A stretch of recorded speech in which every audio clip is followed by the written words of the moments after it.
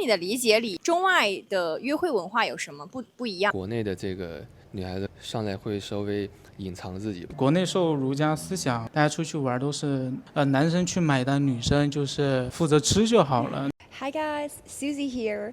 I'm the host of this street interview, and at the same time, I'm a Chinese teacher. If you guys want to learn Chinese or know more Chinese culture, don't forget to follow my channel. The stereotype of Chinese dating culture is very conservative.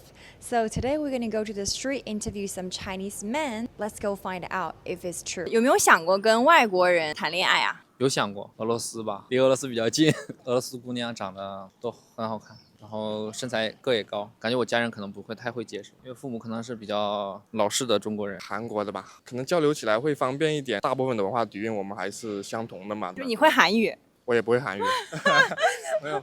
但我可能觉得韩语会比较好学。我喜欢法国，因为它很浪漫嘛，然后我很倾向于去巴黎看一看。之前看过一些剧集吧，他们的态度很自由，我觉得是恋爱自由是没有问题的。结婚的话可能过不去父母那一关，当然想找一个中国人呀，或者自己家乡的人，我的父母和对方的父母能够进行一个友好的交流，他们可能更看重的是这一点。美国，因为我这个人特别喜欢看美剧啊，就是有一点那种向往的感觉吧。就反正我就对那种美国高中校园生活那种恋爱比较就是感兴趣一点嘛。国籍不是一个特别大的问题吧，我也挺喜欢跟外国人交流。 I dated like Americans because I'm really into American culture. I feel like Americans are really down to earth. Americans, they're really like fast. We click in our value and I want to move this fast. Like 3 conversations, we could actually see each other. But with Chinese girls, you probably had to talk for half a month or a month, and you probably never see each other again. Just end it in a talking phase. 如果可以选的话，可能是日本的或者是美国的吧，因为日本的女生，据我了解啊，可能会比较贤惠一点啊。然后美国的女生的话，她们会更加知性一点。我家人一直都还挺支持我的，不管我做啥事儿，我觉得应该问题也不大。我觉得其实我是可以接受的，但更多是要看双方家长那边，可能中国人会更在意这种家长双方的这种就是比如说各种条件什么的。在你的理解里，中外的约会文化有什么不一样？可能觉得国外的话更直接一点吧，国内的话暖场的可能比较时间比较多，我觉得国外可能话没有这么明显的一个边缘感。他们更开放一点，没有那么多的条条框框的限制。中国的话，一旦带男朋友或女朋友见父母的话，就可能到了一个谈婚论嫁的地步，或者比较正式的地步了。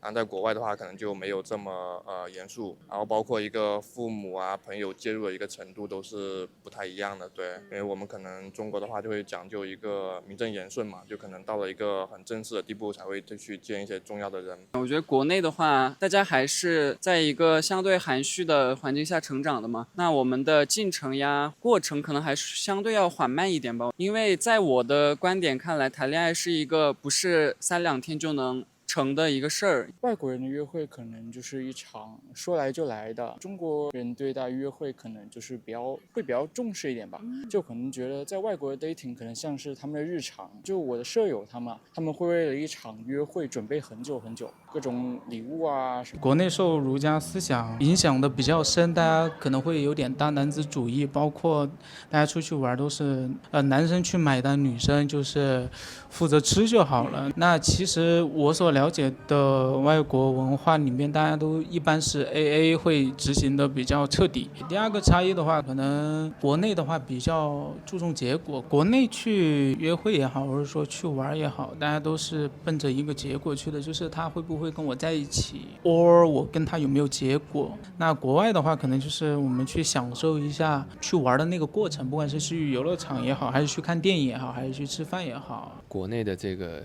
女孩子上来会稍微隐藏自己吧，会比较内敛一点吧，对，然后慢慢的才会去打开自己。国外的女生可能会就比如说第一眼看见你喜欢啊，她就会就是去展现自己，就这种区别吧。对，国内这种你就得观察或者怎么样。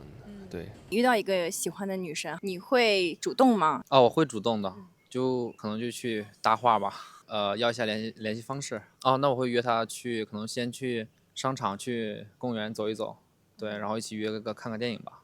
可能我是属于那种相对来说比较理智的，第一眼看上去他比较好呢，我不会很着急上去，我可能会先去观察2天，就是他平时是干什么，然后可以去跟他去沟通一下，就是看看对方愿不愿意继续沟通下去。如果愿意沟通的话，可以进一步的交流；如果没有的话，我觉得就没有必要去死缠烂打嘛，就这个对大家都不是很好。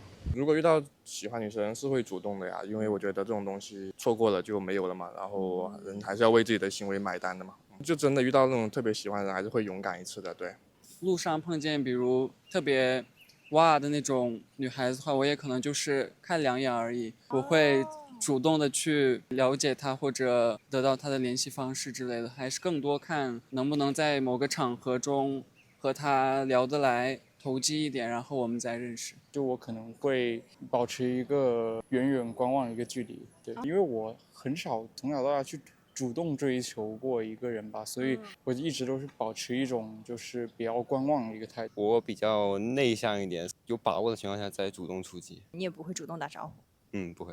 那如果错过了呢？没关系，就因为我不会一见钟情嘛，就是不会完全一看到就是一定要追到手这种感觉。尽可能的去对他好，在自己力所能及的范围内尊重他、理解他、包容他，大家去吃好吃的好玩的，跟他一起打游戏、看电影，大概类似于就这种比较生活一点的。然后如果有机会的话，并且他也喜欢的话，给他办一场婚礼。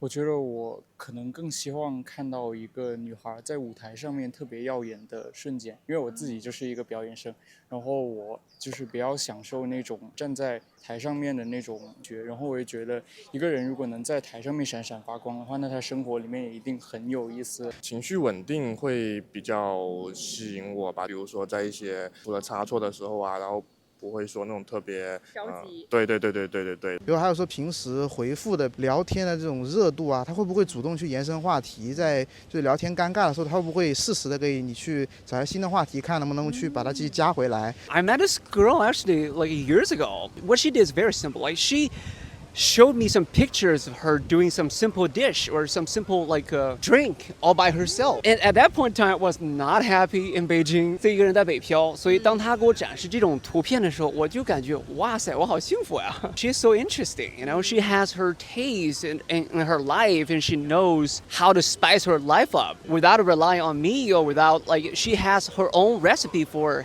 happiness. 举个例子，就是我工作到很晚的时候，他不会说我为什么这么晚才回来，而是说你吃饭了没啊，然后累不累啊之类的。对，充分信任我，这个是一个一份感情持久的一个前提。对。Some tips for everyone if you want to date with a Chinese man. First of that, you can learn some Chinese because most of Chinese men are very family oriented. They will want you to talking with their family at least a few sentences. Secondly, if you can learn some Chinese culture, they will be very happy about it.